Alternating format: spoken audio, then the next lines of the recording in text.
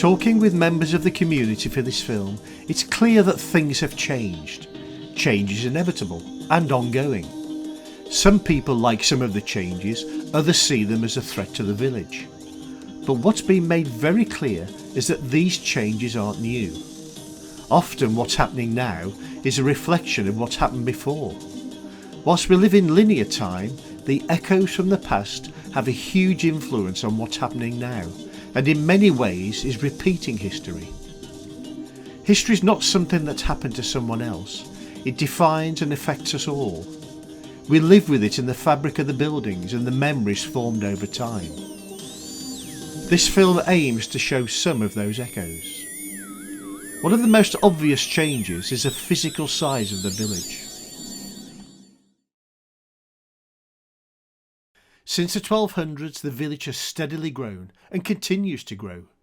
This plan shows the village as it stands at the time of writing. This graphic shows the extent of development in major time periods.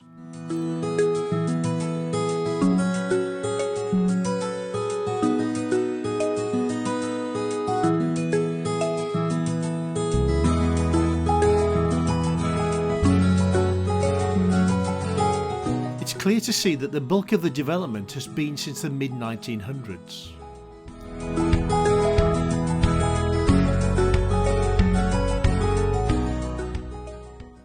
Villages are dynamic places and change is inevitable. Alrewas is a nice place, conveniently located for nearby towns and transport links.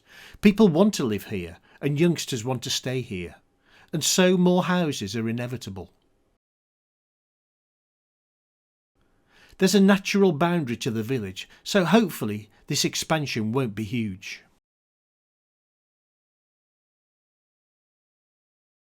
Flooding has been a hot topic in the village for many years. However, flooding is the reason the village is here in the first place. Alrewas is at the meeting point of two important ancient trade routes, labelled here in the 1987 Norman Stubbs book A History of Alrewas as Salter's Way and Pilgrim Way. When the river broke its bank, traders would be marooned, waiting for the water level to fall. Inevitably, where people linger, an infrastructure grows. The church probably started as a simple cross, then became a simple building, and eventually what we see today.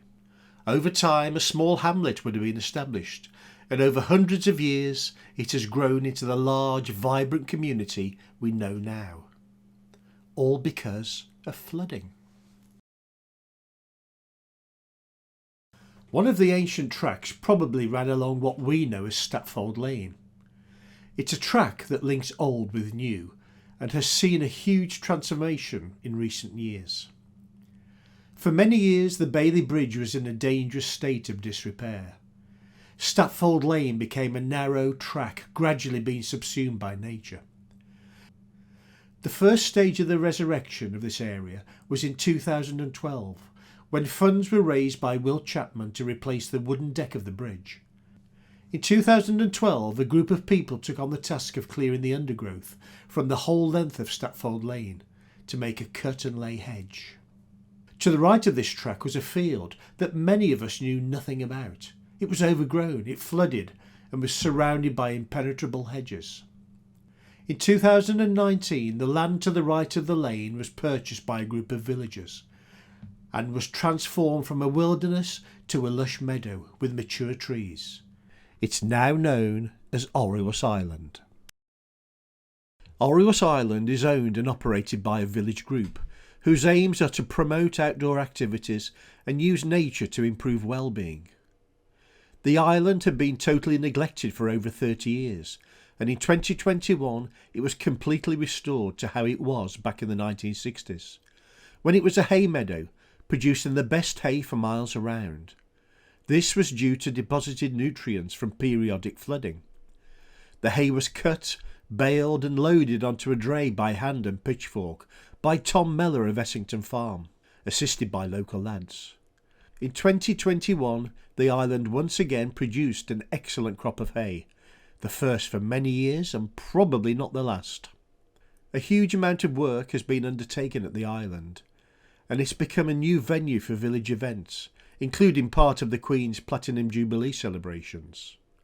It's heartening to see an old part of the village brought back to life and made into something new and exciting.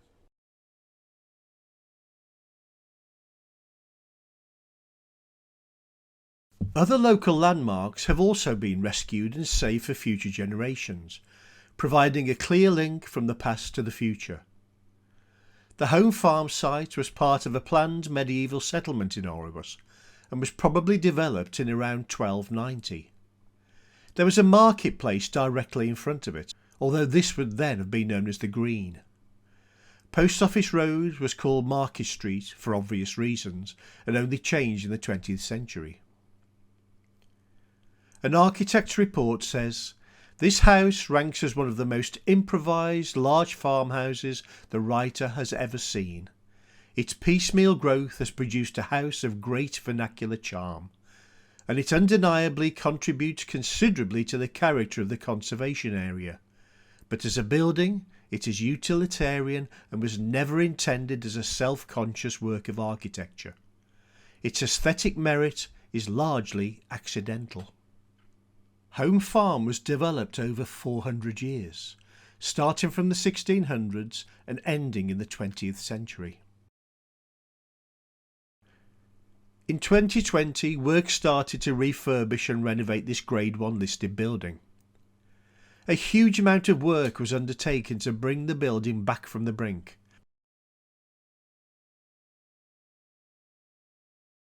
The house now looks more or less the same as it did before, and is now set for many more years as part of the Alrewas landscape.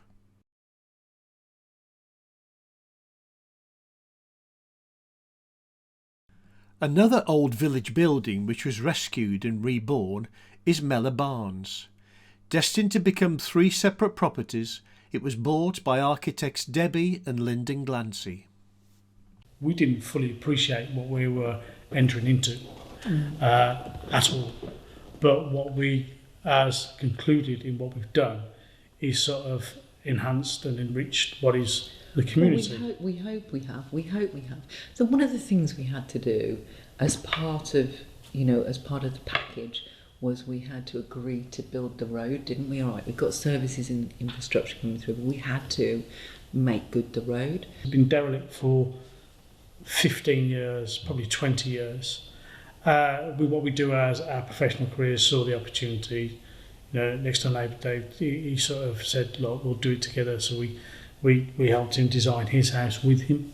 And he helped with costings and so on. We designed ours ourselves, but we were responsible to bring it all together. So we brought the whole sort of master plan together.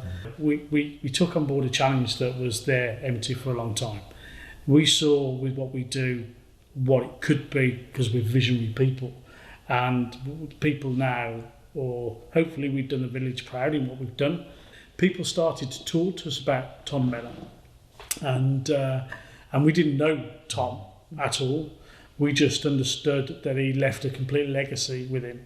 We thought it was only right that we would name this Mellor Barn after Tom Mellor to pay homage to him. Well, I think to be fair, I think this is true to say, if you were sort of not in the building trade like we are, you'd probably be terrified and think, no, I'm not touching it. But I think one of the things we could see was the potential. We're sort of conditioned to see the opportunity and see beyond the initial shock.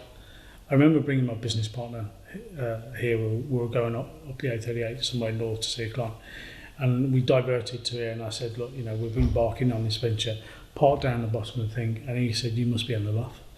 How did you, as 2 professional architects, work together?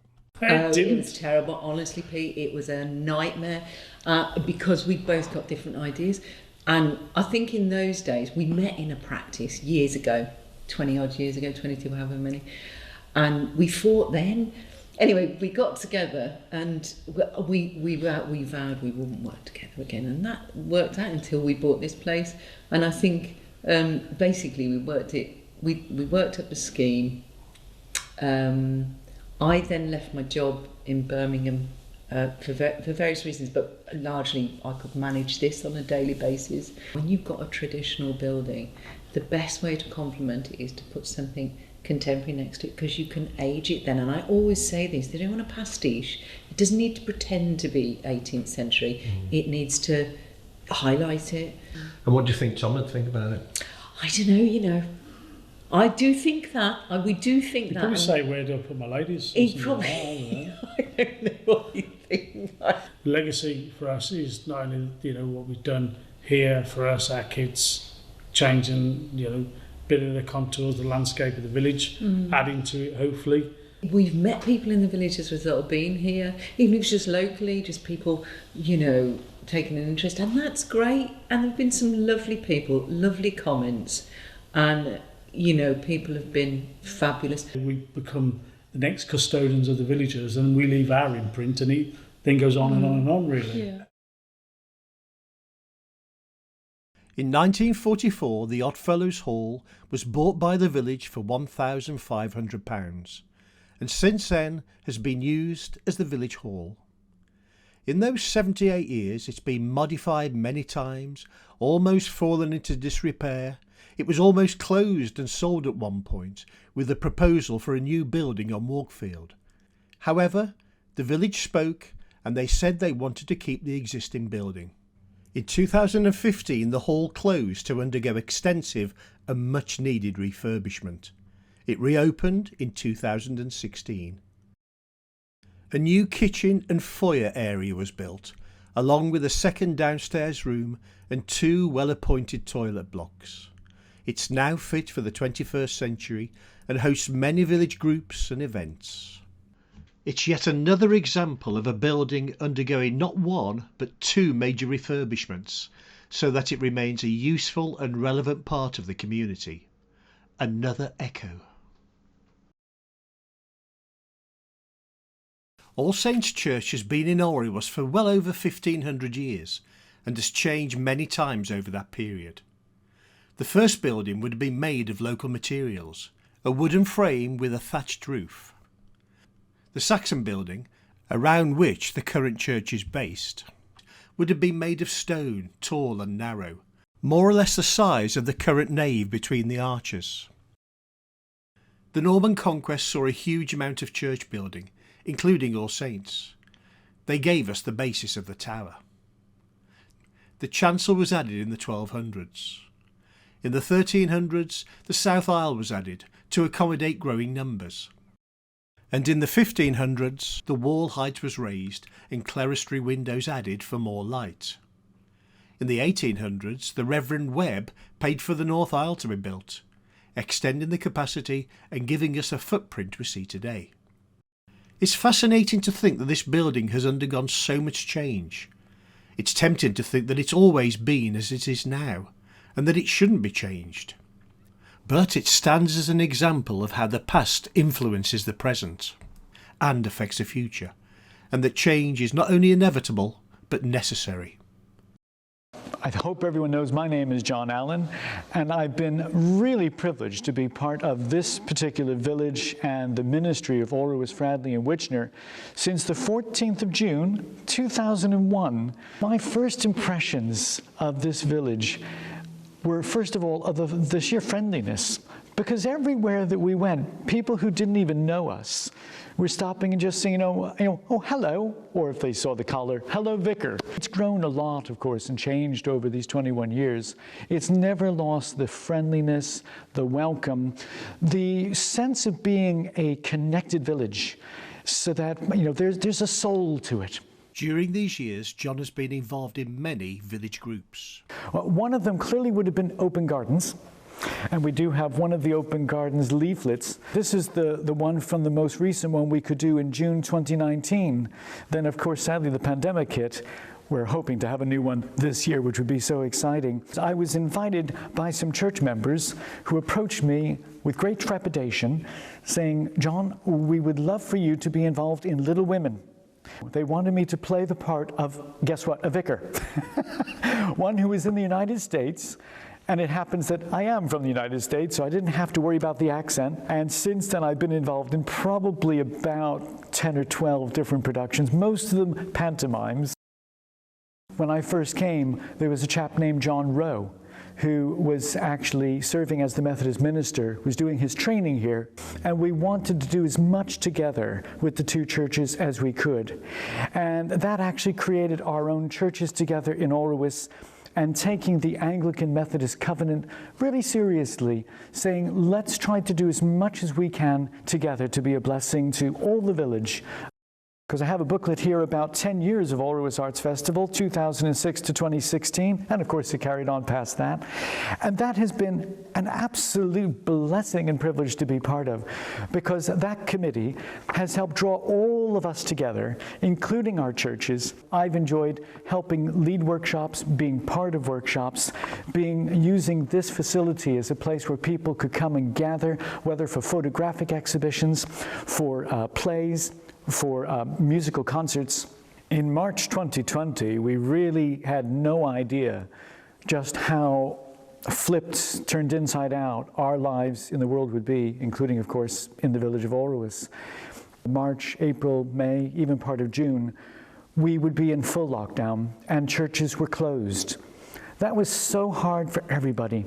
And I'm very grateful to you, Peter, because you, from the earliest possible moment, were willing to help me to put some special worship and messages online for that Lent, Holy Week, and Easter, which started it all off. It's not ideal, but it was a way. We were recording outside in my back garden. We put together a little band, mostly with my family because of lockdown. They were all there, just to help be a presence still for people in the way that we could, which was largely online. And John's online presence continued at the Platinum Jubilee celebrations when BBC Breakfast TV spent time with us at our street party. Oh, wow. Being an American citizen, I had no idea of royal protocols. I probably did everything wrong, including put my hand out first. I actually do have a wonderful photograph of her in which she's shaking the hand, and I had no idea what she said, but I think I said something like, you know, we warmly welcome you to our lovely village of Alrewas. And she was so gracious. That's the message fantastic. I want to say. Her grace was amazing and still is. Life has changed for the younger generation, and modern distractions have caused a shift in their pastimes. But just how different is life now for young people in Alrewas? It's very quiet. Nobody went out to the village. We went to the village school. We played in the street, out in with class, football, Long Lane then. We played in the street with Roger on, one or two more. We played in the pony field, football, cricket. That's right. We played in their dens because there was nothing there then, just a field. And there was a sand hole you could build dens in that was built. We all played together and we played any football, everybody got one. If you didn't like it, you took your ball home and that was it. I go to the park, I normally go on the swings. I play football a lot. I play for a team called Alrewas Colts, and we came third in a tournament 2 or 3 weeks ago. There's a lot. The school does quite a few like clubs and stuff sometimes, and then there's like the Alrewas Scouts or Cubs or Beavers, which I do on a Thursday, which is cool. And there's also a gymnastics thing on a Monday or Tuesday, which I also do. I mean, like football team, we had that. You had that photo of mine, football team. Yeah. That's how we used to go out and play. That's right. Go to Bite to Bromley, play the lads there. There was no organised people. We just played between ourselves, like, you know. Wonderful. In the summer, the first thing you thought, if it was a nice day, was you came home from school. You got your swimming costume on your bike and down to the river, down Stapfold Lane, straight to the river. So that was our gathering spot, was the river. The boys are diving off the bridge, and if it was icy, Mr. McKnight had come out of the school and tried the canal, and if it was okay, he'd let us go on the canal. We had such freedom. You'd go and you'd take your fishing line and go and fish in the mill stream. Nobody bothered you. Nobody said, have you got a licence? You just went and did it. I find it that it's kind of like safe, so that like my mum lets me go to the co-op, like just, and I can go, because she doesn't like mind that I go because it's kind of like really safe and calm. We're allowed to go to the park and stuff, which is good because we live in a village. I don't know how much freedom like the older people got, but yeah, we have that much freedom. Well, I do, like people my age do. I think they could like do dangerous things, but it would be fine for them. All us older villagers think, you can't help but think of what it used to be. You know, you'd come home from school and you'd walk home from school totally safe. You'd go in the neighbours to go and play with your friends, and I feel now the children it's not can't. Just here, is it? Though? No, everywhere's the same, isn't it? The children the whole can't. world's changed. So. They can't. They haven't got the freedom the children haven't got that I had. I was never in. Or even that our children had. Because, I mean, our children would go out in the morning, you're never worried. Because if they were being naughty, somebody would come and tell you. And if anything happened, somebody would come and tell you, you know. So no mobile phones or anything. When we were kids, we could wander anywhere. You know, you could wander across the fields. When I first moved down Anson Road, Dainty's lived next door. John Dainty used to take us bird nesting and blowing eggs out and things like that around the fields. But it's not allowed now anyway. But that's what our life used to be. We're not allowed. Like I'm not allowed out of the village, obviously, and I probably wouldn't want to go out of the village on my own. There's not many restrictions because like if you're old enough or if your parents say you are, like most people let the children walk around the village. When we did the Aurora show, I came first in the bottle decorating and the things over there.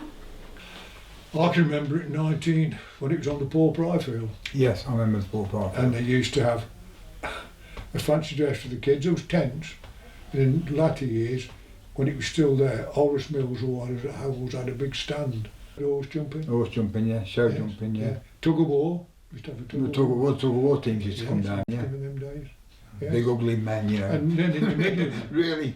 There wouldn't be that much cars around if you think of it, and there wouldn't be that much pollution. There'll be like more trees probably. So what is it like to live in Alrewas as a young person today? Well, there's not so much hassle about everything. There's not such a long queue for everything. Not everything gets so busy. Well, it's good because, like I said, it's like a lot of the time you can get freedom because like it's a village, you can walk around it, and also the fact that most people know almost everybody. So if you just walk around and you see someone, you can say hi to them. Because like in a city, you're not going to know everyone, but a lot of people know lots of people in the village. Well, there's not always cars and traffic everywhere, and my friends are really near. we used to have to go data picking. We got a fortnight off from school. You went to work, they went to work. And then you went bartered a bit. Somebody paid 7 or 6 and they were 10 bob. You went to that one. Yeah. And you bring as many potatoes home as you could carry. The ladies, but they were like this, weren't they? I don't know if people told you about when they take the prams and the babies on top of the tractor and trailer.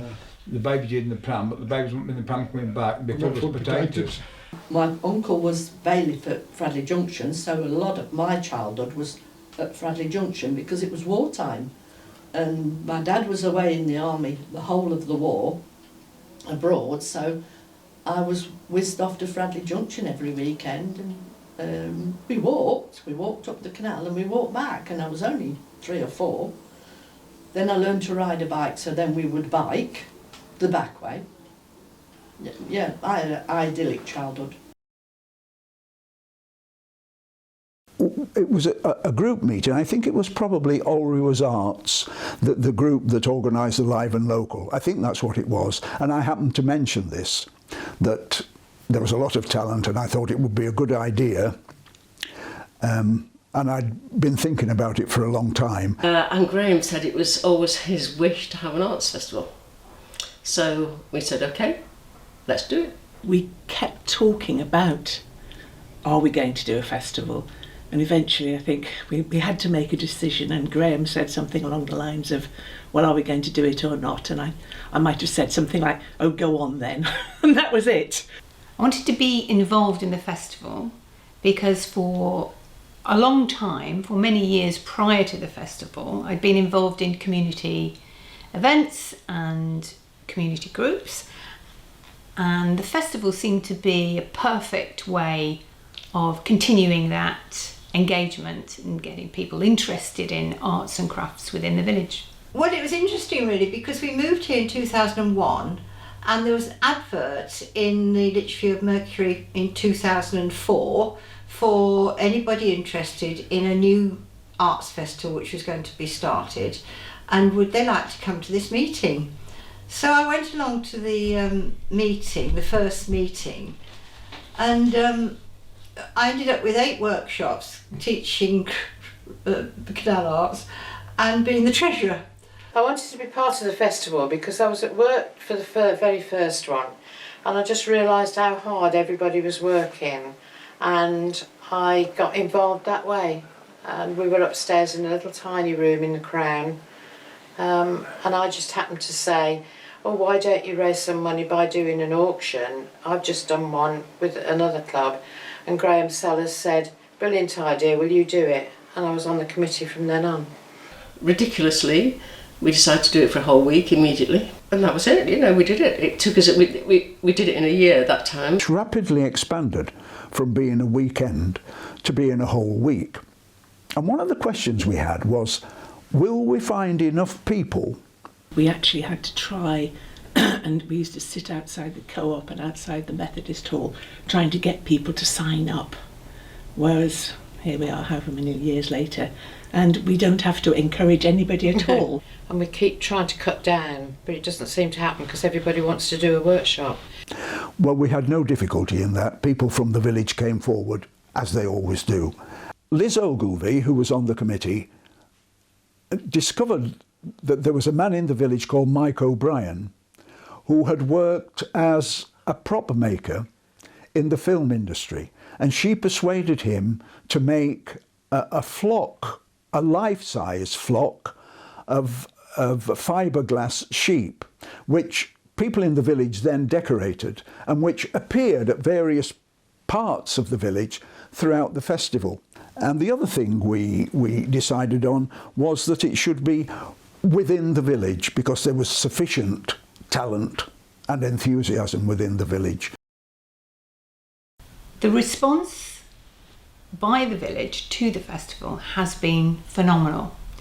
It's grown and grown over the years. So loads of people came out that would work to help.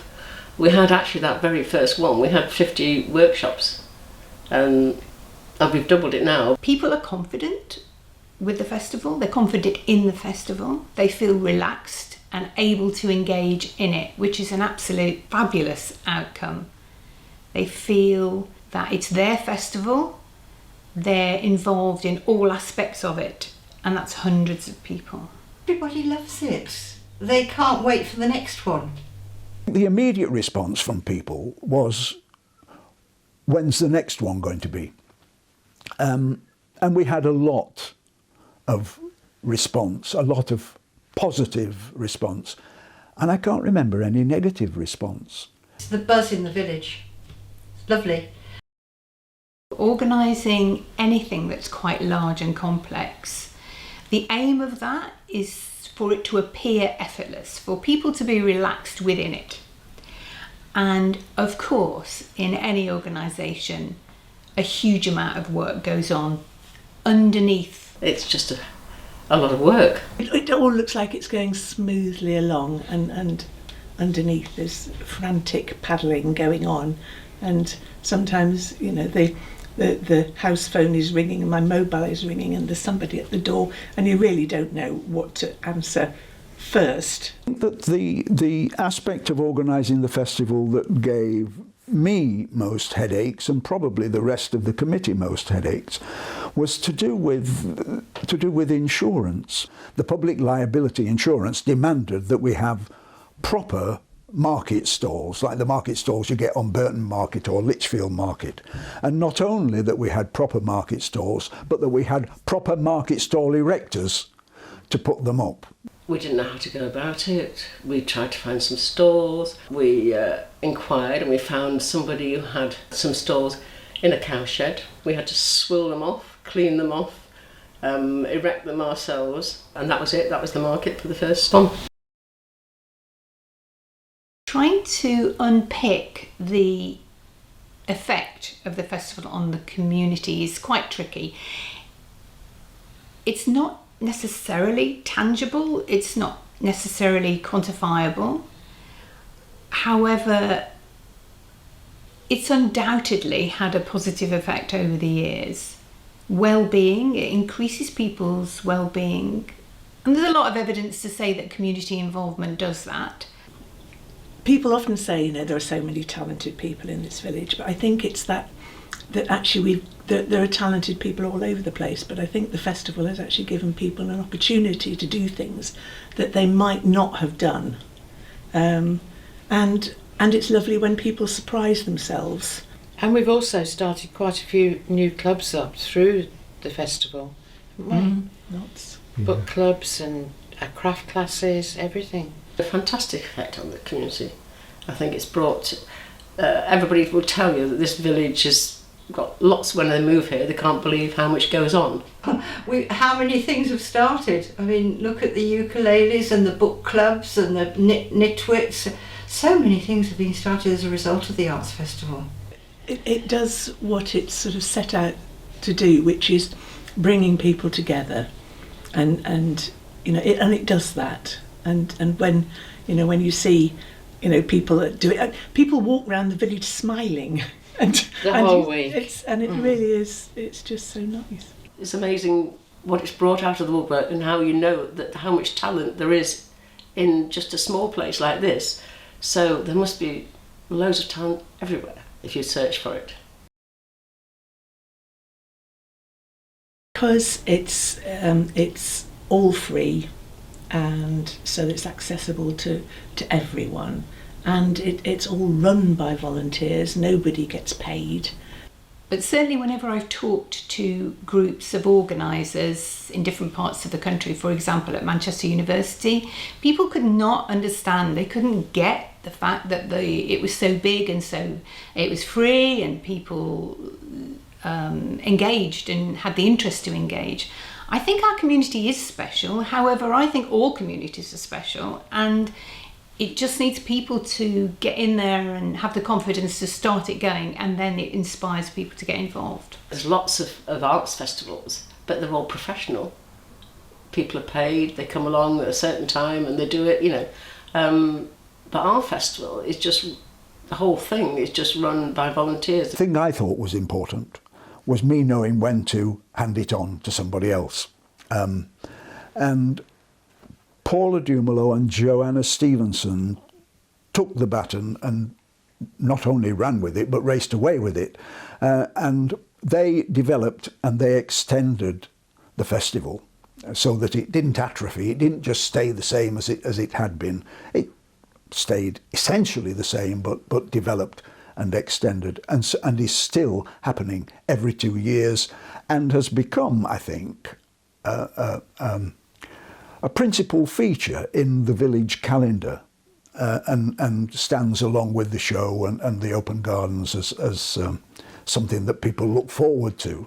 I think Graham Sellers was an inspiration. Without him pushing the idea forward, the festival wouldn't have happened. So we all owe a huge debt of gratitude to Graham.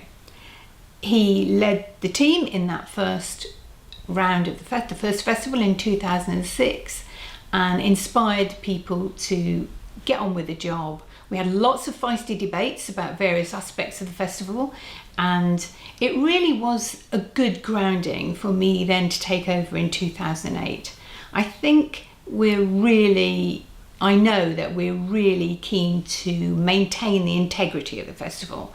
Not just the fact that it's free to everyone, but also that it encompasses all forms of arts and crafts, be that words, performances, concerts, art, any form of crafts. There are so many ways of celebrating people's creativity, and we have to encompass all of those. In terms of legacy, we would hope that the festival would continue in some form. whether it's exactly the same format or something different, something new people taking it on. Things never stay the same, and that's absolutely fine. It doesn't need to stay the same.